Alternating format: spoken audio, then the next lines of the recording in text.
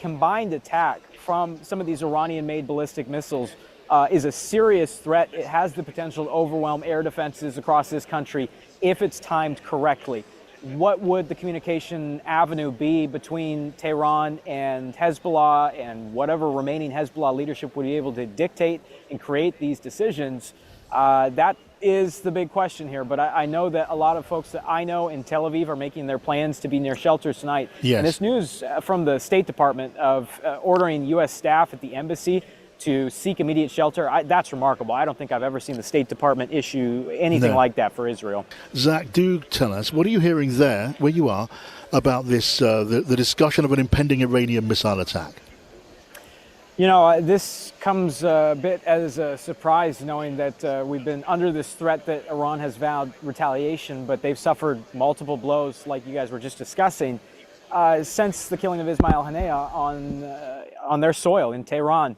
What we see now is a very different situation here. This is Iran very much, actually I should say this is Hezbollah very much in a very difficult position now. We've seen chatter on the Hezbollah channels that we've been monitoring of frustration that Iran has not come to Hezbollah's aid in this time of need. So one of the main fears that we have here tonight, although Hezbollah over the last 48 hours has not been firing with force like we're used to seeing them fire into Israel, again, a combined attack from some of these Iranian-made ballistic missiles is a serious threat. It has the potential to overwhelm air defenses across this country if it's timed correctly. What would the communication avenue be between Tehran and Hezbollah, and whatever remaining Hezbollah leadership would be able to dictate and create these decisions? That is the big question here. But I know that a lot of folks that I know in Tel Aviv are making their plans to be near shelters tonight. Yes. And this news from the State Department of ordering U.S. staff at the embassy to seek immediate shelter, that's remarkable. I don't think I've ever seen the State Department issue anything like that for Israel. No, remarkable indeed. We're talking about ifs, aren't we, Zach? But genuinely alarming ifs. If it is the case, as the US is warning, that there could be an Iranian missile fired into Israel, well, Hezbollah, they have that enormous stock of missiles. They may want to supplement that attack, and they could do that, well, in huge volume, if that's what they want. And they do look to Iran now to join in the conflict. I'm just seeing, Zach, that the Prime Minister of Israel, Benjamin Netanyahu, has just released a video calling on Israelis to heed instructions of what's called the Home Front Command. What does that mean? Well, this is an app that is accessible on everyone's phone that gives them real-time alerts to tell them what the threat level is, essentially, for different parts of the country. In the area that I'm in right now, this is the evacuation zone, so the Home Front Command order is don't be here, or if you are here, to be near a shelter and make preparations to leave immediately, essentially. For different parts of the country, those Home Front Command orders are, right now, they're normal. There's no restrictions on gatherings of 10 or more people. Schools are still open. Businesses are still allowed to be open. But the fact that that messaging is going out, that a change could come at any moment, I mean, we get real-time alerts here. Israel has a very robust application system for both the rocket alarms and for other emergency alerts. So folks know that this is out there tonight, and if something does happen, it's a very surreal experience. Everyone's phone, whether they're on silent mode or not, will get that will be overrided, and everyone's phone will sound a very loud, obnoxious alarm all at the same time. And it does send a lot of people scrambling in those moments. Right. Now, look, meanwhile, Zach, can you tell us about the military incursions into southern Lebanon we've been hearing about for some hours now, that have been so far described, haven't they, as local and targeted? You know, John, when we were with you yesterday talking about that armored division that had 100-plus tanks staged near the highway, everyone could see it.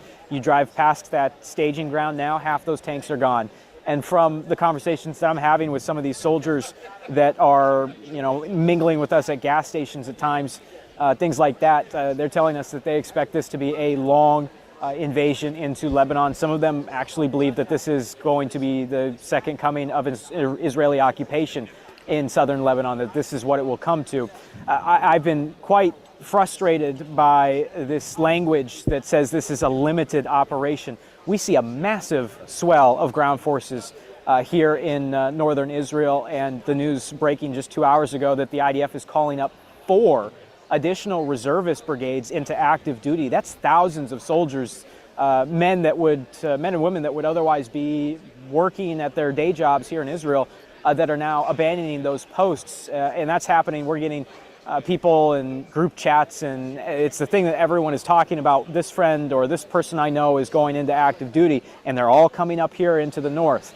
I think that should be a very big tell. But John, I'll tell you, the IDF just held a press conference this afternoon where they revealed that they've been in southern Lebanon more than 70 times over the last 200 days. They say these were special commando raids that went inside the country, and that sometimes the special commando raids, they would stay in Lebanese territory more than 2 or 3 nights. And what I find most surprising about that is how intensely we've been monitoring Hezbollah channels communication over the last year now, and really did not see any mention of Hezbollah speaking to any potential penetration of their strongholds. Southern Lebanon, especially these border towns, are where they have the strongest defenses, at least according to Hezbollah. So very interesting that this is the first we're hearing of these numerous raids. Okay, Zach, thank you as ever so much for keeping us right up to date with the picture where you are in northern Israel.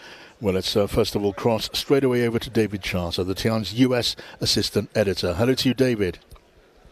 Hello, John, from Washington, D.C. Great to have you with us, David. Can you tell us more, about what you're now hearing out of the White House about this fear of an imminent missile attack? Yeah, the latest is that what senior White House officials are talking about intelligence, that an attack from Iran is being imminently prepared. So this is being interpreted in a couple of ways. Well, obviously, there's the straightforward warning for U.S. citizens in the region to take cover in bomb shelters and to avoid obviously places which might be targets. But the other way it's being interpreted is just as with we saw in Ukraine, that U.S. intelligence was used quite a lot to try and deter the aggressor.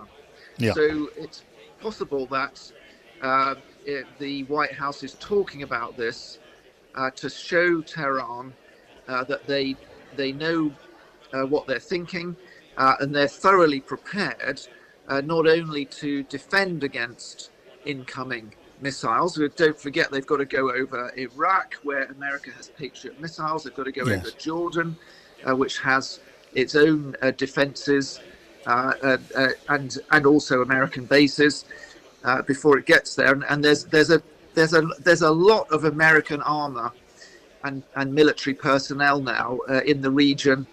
There's an aircraft carrier in the Gulf of Aden. There's defensive ships based in the Mediterranean. There's an awful lot of American firepower, and it's not just defensive. There's been no indication that America would strike back directly at Iran, but I think by putting this out that they know what they're up to.